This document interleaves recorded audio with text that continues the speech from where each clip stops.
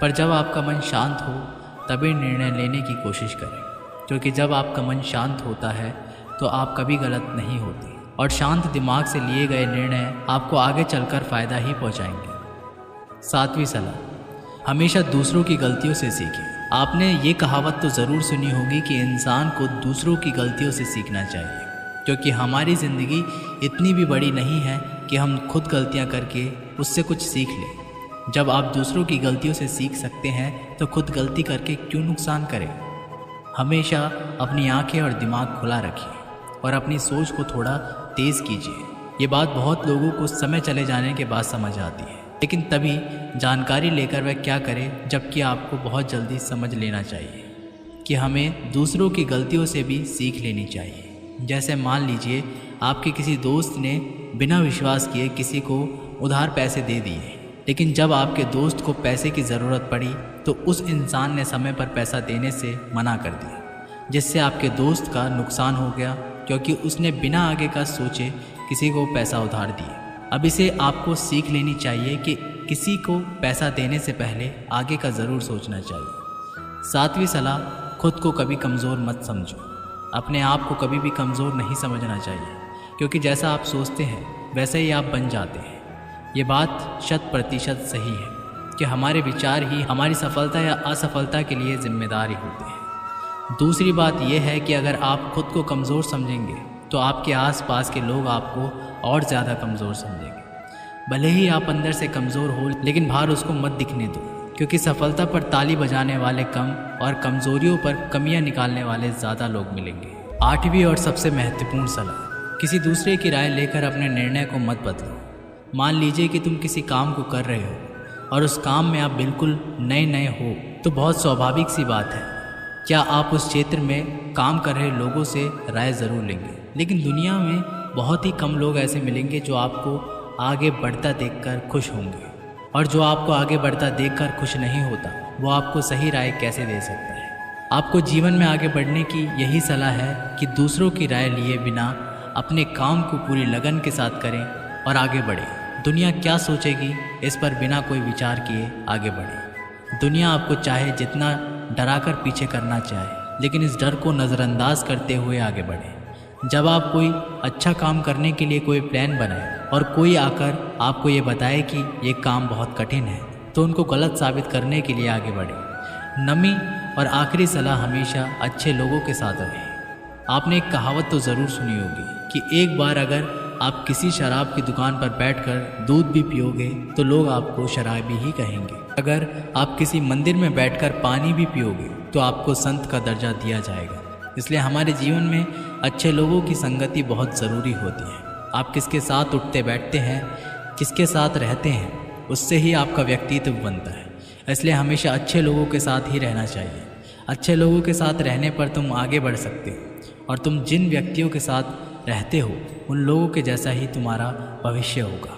इसलिए अपने जीवन में संगति सोच समझकर ही बनाओ। जब तुम्हें लगे कि कोई तुम्हारी भावनाओं को तुम्हारे शब्दों से नहीं समझ सकता, उस समय भी तुम्हें चुप रहना चाहिए। अक्सर हम लोगों को अपने दुख, अपनी परेशानियां बताना शुरू कर देते हैं, जबकि हमारे आसपास रहने वाले ज़्यादातर लोगों को इससे कोई मतलब नहीं कि हमारे जीवन में क्या गुजर रहा है। हर इंसान को केवल खुद से मतलब होता है। वह केवल खुद के बारे में बात करना चाहता है। वो केवल खुद की तारीफ सुनना चाहता है। उन्हें हमारे जीवन की परेशानियों से कोई मतलब नहीं होता, और ना ही वह सुनना चाहते हैं। हो सकता है 1 या 2 बार वह तुम्हारी दुख भरी बातें सुन ले, लेकिन उसके बाद में वो तुमसे दूर भागना शुरू कर देंगे, क्योंकि कोई भी दुखी और असहाय इंसान के साथ रहना पसंद नहीं करता। इसलिए कभी भी अपने कुछ करीबी मित्रों और परिवार वालों को छोड़कर किसी ऐसे इंसान को अपनी परेशानी ना बताए जो तुम्हारी बातों को समझने की बजाय उनका मजाक उड़ाए। दूसरी स्थिति, जब तुम्हें पता ना हो कि किसी विशेष मौके पर क्या बोलना है, या फिर तुम्हें किसी भी घटना के बारे में आधा अधूरा ही ज्ञान है, ऐसे मौके पर भी चुप ही रहना चाहिए। ऐसा इंसान जो आधा अधूरा ज्ञान होने के बाद भी उस विषय के बारे में बात करता है, वह अक्सर मजाक का पात्र बनता है, और कोई भी ऐसे इंसान को कभी गंभीरता से नहीं लेता।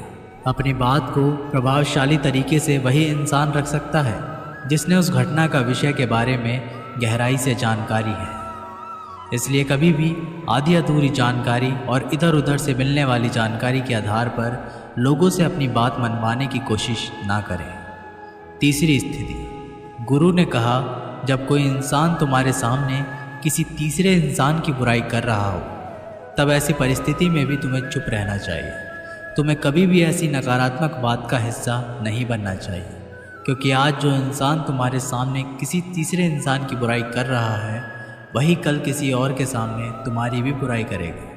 और इस बात की ज़्यादा संभावना है कि आज तुमने उसकी हाँ में हाँ मिलाने के लिए तीसरे इंसान की जो बुराई की है, कल रिश्ते ठीक होने पर दोस्ती में वो इंसान उससे कह देगा कि तुमने उसके बारे में क्या क्या कहा था। इसलिए जब भी कभी कोई किसी तीसरे इंसान की बुराई करे या उसे गलत समय का मजाक उड़ाए तो तुम्हें ही बस उसकी बातें सुन लेनी होगी, अपनी कोई भी राय वहाँ नहीं देनी है।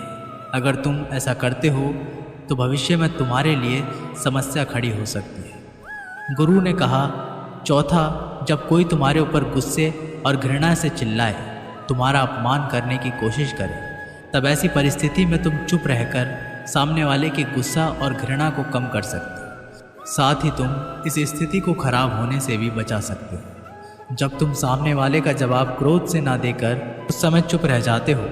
अब ये बात उस क्रोध करने वाले इंसान के दिल में लगती है। गुस्सा कम होने पर उसे अपनी गलती पर पछतावा होता है और ज़्यादा संभावना है कि वह अपनी गलती के लिए तुमसे क्षमा मांगे, और क्षमा नहीं भी मांगे तो वह अंदर ही अंदर खुद को दोषी समझने लगता है और फिर वह अगली बार तुम पर गुस्सा करने और घृणा करने से पहले कई बार सोचेगा।